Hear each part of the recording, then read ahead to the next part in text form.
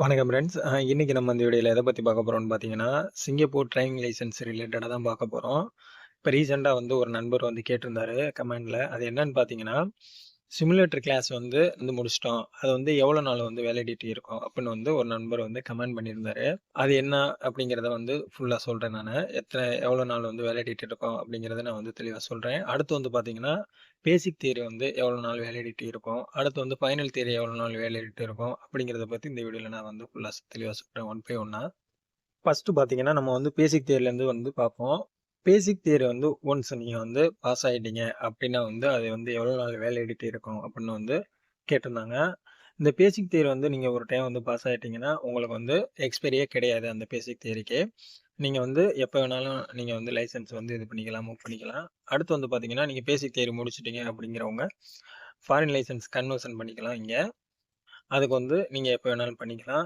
இந்த பேசிக் theory test pass ஆனவங்க மறுபடியும் எழுதுறது யார் யாரெல்லாம் இருக்கும் அப்படிங்கிறத நான் தெளிவா சொல்லிடுறேன்.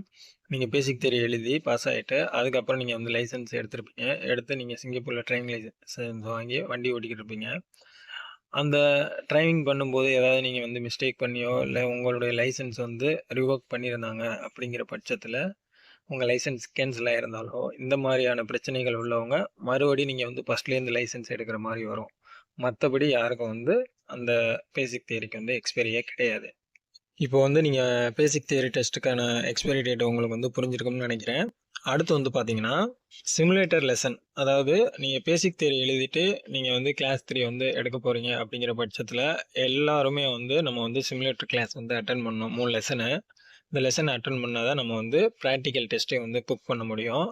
இந்த லெசன கம்ப்ளீட் பண்ணவங்களுக்கு எவ்வளோ நாள் வேலிடிட்டி இருக்கும் அப்படிங்கிறத நான் தெளிவா சொல்றேன். ஒன்ஸ் நீங்க சிமுலேட்டர் லெசன் முடிச்சுட்டீங்க அப்படிங்கிற பட்சத்தில, உங்களுக்கு 2 வருஷம் வேலிடிட்டி அது. Expiry date.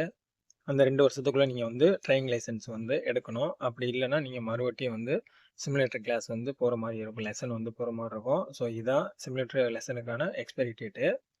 நேத்தைக்கு ஒரு நண்பர் கமெண்ட் பண்ணியிருந்தாரு. இந்த சிமுலேட்டர் லெசனுக்கான வேலிடிட்டி டேட் எவ்வளோ நாள் இருக்கும் அப்படிங்கிறது கேட்டிருந்தாரு. ஸோ அதனால தான் நான் இந்த வீடியோவில் நான் தெளிவா சொல்லிருவோம். சரி, சிமுலேட்டர் லெசன், பேசிக் தியரி, ஃபைனல் தியரி எல்லாத்துக்கும் சொல்லிருவோங்கிறதுக்காண்டி தான் இந்த நான் வீடியோவே எடுத்திருக்கேன். ஸோ இப்போ நம்ம பேசிக் தியரிக்கு பார்த்தாச்சு, சிமுலேட்டர் லெசனுக்கு பார்த்தாச்சு. அடுத்து பார்த்தீங்கன்னா ஃபைனல் தியரி. ஃபைனல் தியரிக்கு எவ்வளோ நாள் இருக்கும் அப்படிங்கிறத நான் தெளிவா சொல்றேன்.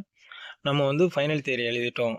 ஒன்ஸ் ஃபைனல் தியரி பாஸ் ஆயிட்டோம் அப்படின்னா, 2 இயர்ஸ்க்குள்ள நம்ம லைசென்ஸ் எடுக்கணும். இதுக்கும் பார்த்தீங்கன்னா 2 இயர்ஸ் தான் வேலிடிட்டி. அதுக்குள்ள நம்ம லைசென்ஸ் எடுக்கணும். அப்படி நம்ம 2 இயர்ஸ்க்கு மேல போயிருச்சு அப்படிங்கிற பட்சத்தில நீங்க எகைன் ஃபைனல் தியரி எழுதணும். அடுத்து பார்த்தீங்கன்னா, சிமுலேட்டர் லெசனும் புக் பண்ற மாரி இருக்கும். ஓகேங்களா? இப்போ நம்ம பேசிக் தியரிக்கும், சிமுலேட்டருக்கும் பார்த்துட்டோம். ஃபைனல் தியரிக்கும் பார்த்துட்டோம். இப்போ நம்ம 3க்கும் எவ்வளோ நாள் வேலிடிட்டி இருக்கும் அப்படிங்கிறத நம்ம தெளிவா பார்த்துட்டோம். அடுத்து உங்க லைசென்ஸ் ரிவோக் பண்ணியிருந்தாலோ, இல்ல கேன்சல் பண்ணியிருந்தாலோ, அவங்க மட்டும் தான் ஃபர்ஸ்ட்லேருந்து எடுக்கிற மாரி வரும். அதாவது பேசிக் தியரி, ஃபைனல் தியரி எல்லாம் முடிச்சு வர்ற மாரி இருக்கும். ஃபர்ஸ்ட்லேருந்து ஃப்ரெஷ்ஷா எடுக்கிற மாரி வரும். மத்தபடி உங்களுக்கு பேசிக் தியரிக்கு எந்த ஒரு எக்ஸ்பைரியும் கிடையாது. ஃபைனல் தியரிக்கு 2 இயர்ஸு, சிமுலேட்டர் லெசனுக்கு 2 இயர்ஸ். ஸோ இவ்வளோதான். ஸோ அவ்வளோதான் ஃப்ரெண்ட்ஸ். இந்த தகவல் உங்களுக்கு பிடிச்சிருந்துச்சுன்னா, மறக்காம இந்த வீடியோவை லைக் பண்ணிட்டு, நம்ம சேனலை சப்ஸ்கிரைப் பண்ணிக்கோங்க. அடுத்த ஒரு வீடியோவில் சந்திப்போம். நன்றி, வணக்கம்.